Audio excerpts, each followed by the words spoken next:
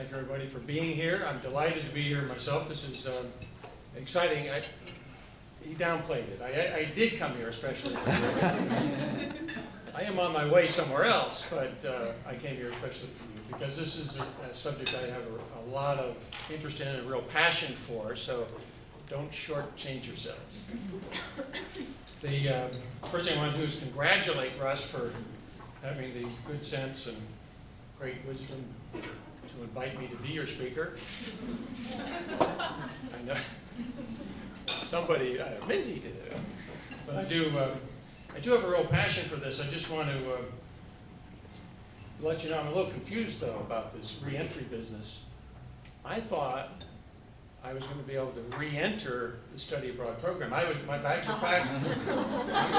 I'm ready to go. But then I found out it's for people coming back, which was a little disappointing because I'm ready to do it again, as I'm sure you probably are too.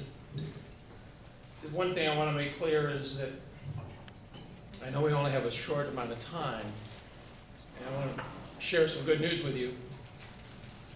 I am not from the Muammar Gaddafi School of Public Speaking. We're not going to take 90 minutes.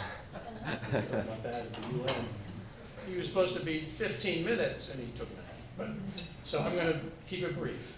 I've got some remarks I want to share with you, but I want to leave room for some Q&A if you have questions.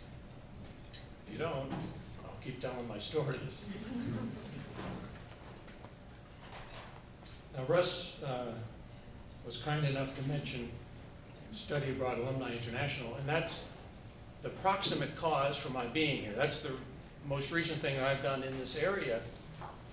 Launched this organization. It's meant to be an international study abroad alumni organization, not just the U.S., international. So I'll tell you a little bit more about that later, but as I weave through, and I thought about this coming here, what happened during my career, what were the points, the highlights of my career that actually linked to my study abroad experience. I thought it might be useful or interesting for you, having just come back from your study abroad experience, to maybe think ahead, and maybe I'll be an object lesson for what not to do. Maybe I'll give you some ideas about what you should do in terms of your career choices and your networking and all the things that you're working on. I think it's terrific that you're having this re-entry program. I did not participate in one of these when I came back. And I'm not sure whether there wasn't one or whether I missed it somehow. But you're lucky you actually have this opportunity because it's going to be very useful for you to stay connected, to learn some new things about how you can leverage, how you can take advantage of this experience that you've had. You're really a unique group of people, and again, don't sell yourself short. And I'll get into this a little bit, very few American college students study abroad. You might think everybody does, but very few. We'll get into that a little bit. So I'm going to be congratulating you a little bit on having made the decision to go abroad. I'm going to be sort of celebrating that experience, but I also want to challenge you in the time I have to go a little bit beyond that. It's great to have a re-entry program. It's great to think about what you can do with this.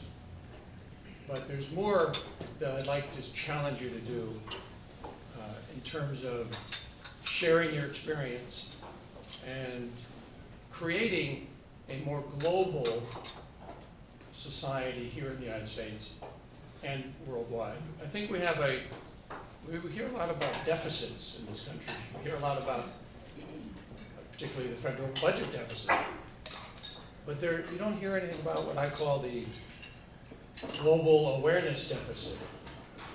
And I want to touch on that because you have an opportunity to help us close that deficit by, again, leveraging this experience, proselytizing a little bit about the experience. I want to give you some ideas for how you can do that.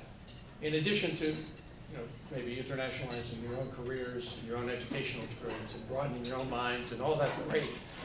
But sharing that experience and encouraging others to take advantage of this unique opportunity that you've had.